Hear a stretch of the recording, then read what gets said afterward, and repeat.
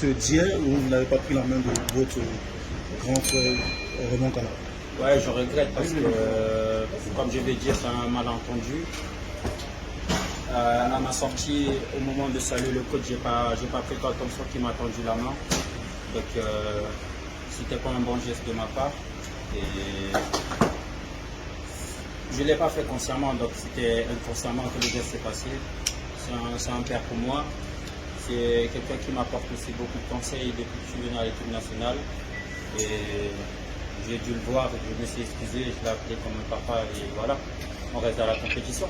On vous a vu avoir une conversation très longue ce matin avec Rigobert Song. Qu'est-ce qu'il vous a dit? Est-ce que vous êtes plongé dans le prochain match contre la Séville? Ouais, on va dire qu'on va se remettre au travail. On doit garder le moral haut. On doit comprendre que dans une compétition comme celle-ci, elle se perd avec des petites erreurs. On va continuer à travailler.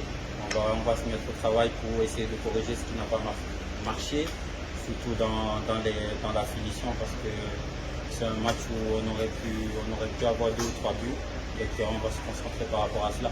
Quel a été le discours du président Samuel Eto'o dans les vestiaires après le match? Tout ce qui se passe en famille, ça reste en famille. Je suis désolé.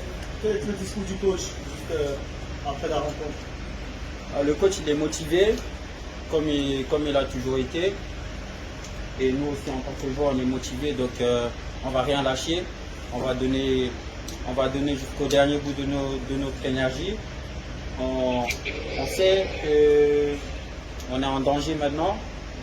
Maintenant, il va falloir rectifier le tir. Quel est l'état d'esprit de l'équipe? L'état d'esprit, Léo, on est une famille, on s'entend bien. On va comprendre aujourd'hui que le match il a été perdu à travers des erreurs qu'on aurait dû corriger. Donc on va se remettre au travail. On va essayer de travailler à l'entraînement pour essayer de proposer quelque chose de plus qu'on n'a pas pu proposer au match précédent.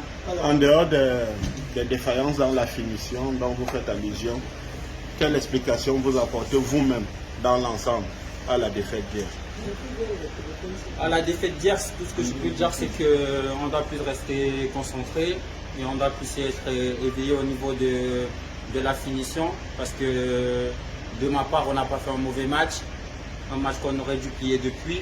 Donc je pense qu'on va se remettre au travail, on va continuer à travailler et je pense qu'on aura des choses à proposer. Est-ce que ça vous fait plus mal que celui qui marque le but soit votre frère? Non, on va dire que le foot il est comme ça. On va pas remettre tout sur lui. Il est camerounais. De la manière dont il a jubilé le but, on a senti qu'il y avait ça. Il y avait cet esprit du Cameroun. Donc c'est le football. Et c'est des choses qui arrivent. Donc on ne va pas être fâché contre lui. On va se dire que c'est comme ça. Et ça s'est passé parce que Dieu il a voulu que ça se passe comme ça. Vous avez vu vos deux prochains adversaires jouer hier certainement. Au regard de ce match Brésil-Serbie, est-ce que vous pensez qu'il y a la place encore pour la qualification? Je pense qu'on a toutes les chances pour se qualifier et nous allons tout donner pour gagner cette qualification.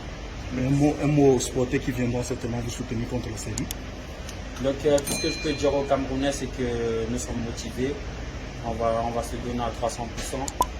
On va proposer quelque chose de plus, ce qui n'a pas marché au match précédent. Et on va tout donner pour ne pas sortir de cette compétition comme ça. Merci beaucoup, Marc.